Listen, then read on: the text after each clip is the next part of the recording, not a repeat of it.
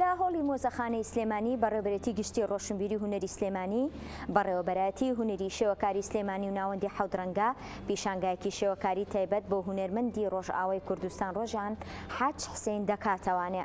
هاوکارمان ڕێژنە ڕزگار ڕاستەوخۆ لە پێشانگاکە لەگەڵمانە. ڕێژنە سڵاو لێبێ. بەڵێ سەوسان سلااو لە ئێوە. سەوسان ئێستا ئێمە لە گەلەری مۆزەخانی سلێمانین. ئەمڕۆ لێرە لەلایەن بەڕێوەبەرایەتی گشتی ڕۆشنبیری و بەشی شێوەکاری و ناوەندی حەوت ڕەنگە پێشانگایەکی شێوەکاری بۆ هونەرمەندی ڕۆژئاوای کوردستان ڕۆژین حاج حسێن دەکرێتەوە.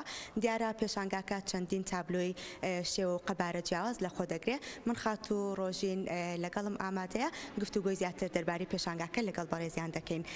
خات و ڕۆژین بفەرمووی تێرە. زۆر سپاس دەکەم. بیرۆکەی کردنەوەی پێشانگایەکی لەم شێوەیە لە شاری سلێمانی چۆن بوو لەلایەن بەڕێستانەوە؟ والله او دعوة بشكاك باختيار هاتشمرة بناوي حفترنج وزور حس ذكرم انه بيم بشانجك بتايبتي كم بالسليمانية بخلقية سليمانية او قالكي كيف خوش دبم نرينا كوابتكي خاصة حرة بهتر تفكيري وانسر كاري هونرية قالكي جوانا نرينا وقالكي شعبك بشكتينا قالكي خلقك بشكتينا خوش. ژمارەی تابلۆکانە چەندن و گزارش لە چی دەکەن تابلۆکان کە ئەمڕۆ لێرە نمایش کردوون؟ ما 24 تابلو عرض كرنا.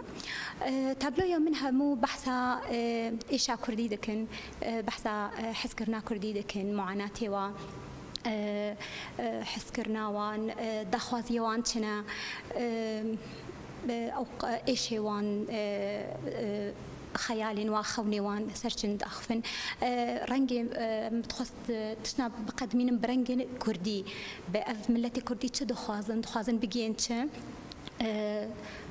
کاتە تا چەند گرنگە هونەرمەند ئێش و ئازاری وڵاتەکەی خۆی شارەکەی خۆی دەرخا تۆ لە ڕێی هونەرەوە توانی و تە ئێش و ئازاری شنگال و ڕۆژئاوای کوردستان دەربخەی؟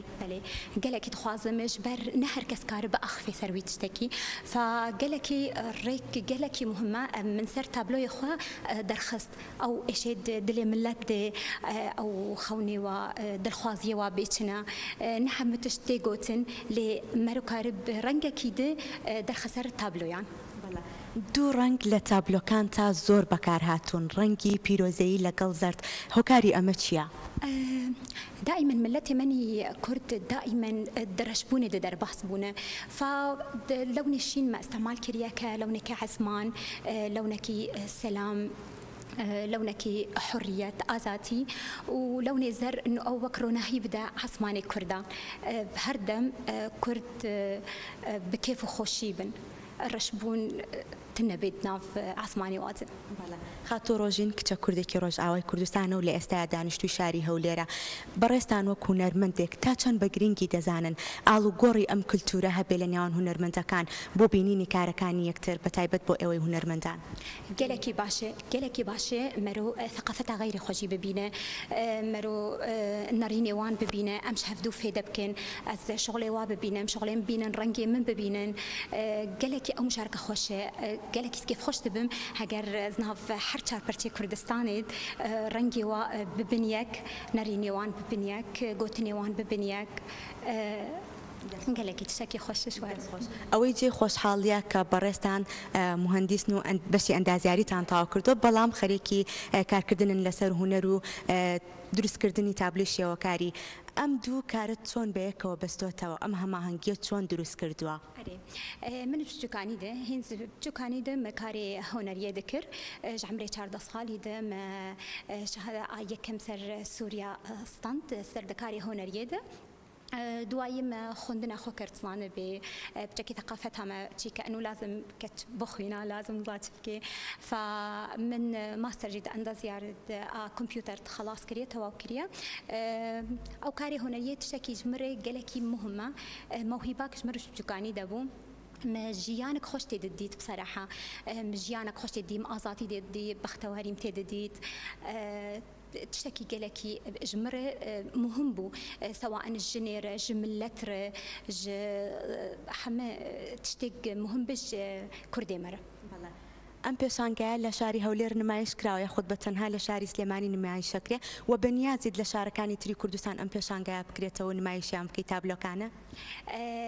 والله لە شاری هەولێرێژی چێکر لە گەلێر میدیا مانگی سسیا 45 تابلۆ عرض کردم لي أذ شغلك نه أوجي مش بو سليمانية تيكرية مقالك تخص فرتيكم 24 تابلو من عرض كرنا فسقالك كيف خوشم إنه لشاركي وقت سليمانية ما أو ملتك فيش كتنا الزور كيف خوش تبان بثقافات بكاري هنرية سپاس بۆ بەڕێستان کە ئەمڕۆ لێرە ئەم پێشانگایە دەکەنەوە. بەڵێ سەوسان ئەمڕۆ لێرە خات و ڕۆژین حاج حسێن لە گەلەری مۆزەخانی سلێمانی ئەم پێشانگا تایبەتەی کاتژمێر 6 ئێوارە دەکاتەوە. هەر بینەرێک خوازیارە تابلۆی ناوازە و ڕنگ و ئاڵەواڵە و ئێش و ئازارەکانی وڵات یاخود شار کە هونەرمەندان لە ڕێی تابلۆکانیانەوە دەری دەخەن دەتوانن لە گەلەری مۆزەخانی سلێمانی بینەری بن. ڕێژنە سپاس بۆ زانیاریەکانە.